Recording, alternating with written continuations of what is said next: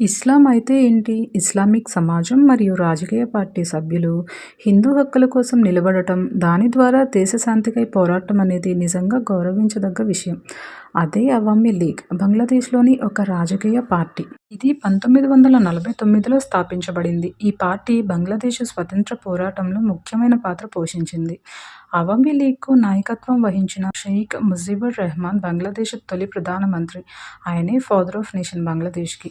అవామీ లీగ్‌కు ప్రజాస్వామ్యం, socialism, secularism and Bengali జాతీయవాద సిద్ధాంతాలు ఉన్నాయి.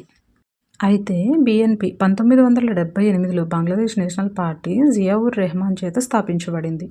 బీఎన్‌పీ మాత్రం బంగ్లాదేశ్ జాతీయవాదం, ఇస్లామిక్ సోషలిజం మరియు ఆర్థిక ఉదారవాదం సిద్ధాంతాలను అనుసరిస్తుంది. అవామీ లీగ్ పూర్తిగా సెక్యులర్, ఇంకా లెఫ్ట్ లీనింగ్ సిద్ధాంతాలు అనుసరిస్తుంది. సామాజిక సంక్షేమం, మహిళల సమాన హక్కులు, ఆర్థిక అసమానతలను తగ్గించే ప్రయత్నాలు, మైనారిటీల రక్షణ, విద్య, ఆరోగ్యం, కార్మిక హక్కులు చూసుకుంటుంది.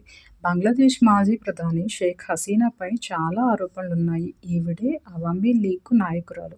2024లో నిరసనకారులపై కాల్పులు జరిపించారని, ఉద్యోగ రిజిస్ట్రేషన్స్‌లో పార్టీ కార్యకర్తలకు ప్రయోజనం చేకూర్చారని, ప్రతిపక్ష నాయకులను అరెస్ట్ చేయించారని, భారత్‌తో సంబంధాలు కలిగి ఉన్నారని, భారతదేశం హసీనాకు మద్దతు ఇస్తోందని, ఈ ఆరోపణలపై వారు 2026 ఎన్నికల్లో పాల్గొనటానికి అనుమతి లేదని నిషేధించారు. షేక్ హసీనా ప్రస్తుతం భారతదేశంలోని న్యూఢిల్లీలోని లుటియన్స్ బంగ్లా జోన్‌లో సురక్షిత గృహంలో ఉన్నారు. 2024 తన నివాసం నుంచి పారిపోయిన తర్వాత భారత ప్రభుత్వం ఆమెకు భద్రత ఇస్తోందని, రాజ్యాధిపతి స్థాయిలో చూసుకుంటోందని సమాచారం.